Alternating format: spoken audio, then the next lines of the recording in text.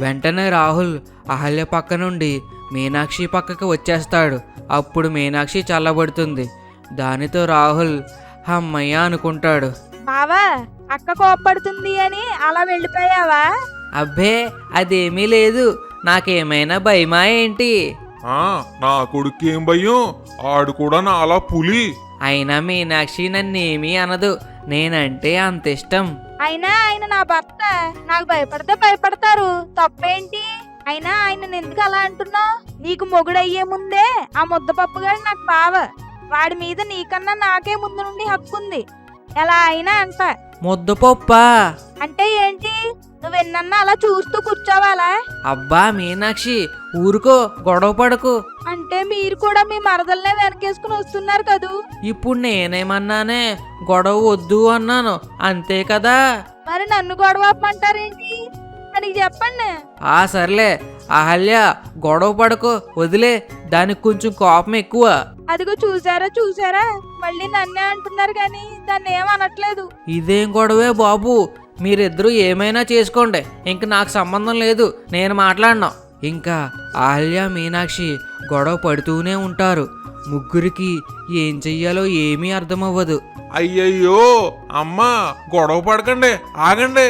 వీళ్ళేంటండి ఇలా కుక్కల్లా కొట్టుకుంటున్నారు? ఏమోనే పార్వతి, వీళ్ళని నువ్వే ఆపాలి. అమ్మో నేనా? ఈ అహల్యని ఆపితే నన్ను ఆపుతావా అత్త అని గొడవ పడుద్ది. ఈ మీనాక్షిని ఆపితే ప్రతిరోజు దెప్పుతూనే ఉంటుంది.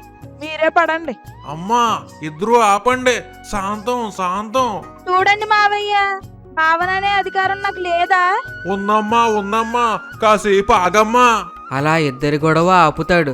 అహల్య మీనాక్షి ఒకరి మీద ఒకరు బాగా కోపంగా ఉంటారు. రాహుల్ పార్వతమ్మ ఏమీ తెలియనట్టు చూస్తూ ఉంటారు. ఇంకా గొడవ వద్దు కానీ మా కోసం ఏం తీసుకుని వచ్చావు అహల్య? నేనా మావయ్య?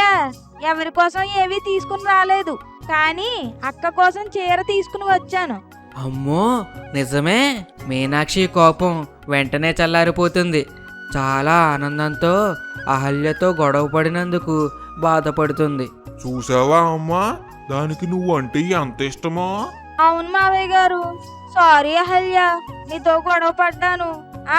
ఏం పర్లేదులే అక్క. అమ్మా మీనాక్షి, ఇప్పుడు ఆకలిగా ఉంది, తినడానికి ఏమైనా ఉందా? అహల్యకి ఇష్టమని పాయసం చేశాను మావయ్య. అహల్య కూడా చాలా ఆనందపడుతుంది. మీనాక్షితో గొడవ పడినందుకు చాలా బాధపడుతుంది. చూసావా అమ్మా, నువ్వు అంటే మీ అక్కకి ఎంత ఇష్టమో, నీ కోసం వండిందంట. అవును మావయ్య. అక్క, నీకు కూడా సారీ. అయ్యో ఏం పర్లేదులే అహల్య, అక్క చెల్లి అన్నాక ఆ మాత్రం ఉండాలి. వాళ్ళిద్దరూ కలిసిపోయి చాలా ప్రేమగా మాట్లాడుకుంటారు. పార్వతమ్మ అమ్మయ్య అనుకుని గదిలోకి వెళ్ళిపోతుంది. సత్యనారాయణ రాహుల్ ఇంటి బయటికి వెళ్ళిపోతారు. అమ్మయ్య, ఇప్పుడు ప్రశాంతంగా ఉంది నాన్న. నిజమేరా, చెవులు వాచిపోయే. అయినా నీ వల్లే ఈ గొడవ అంతా.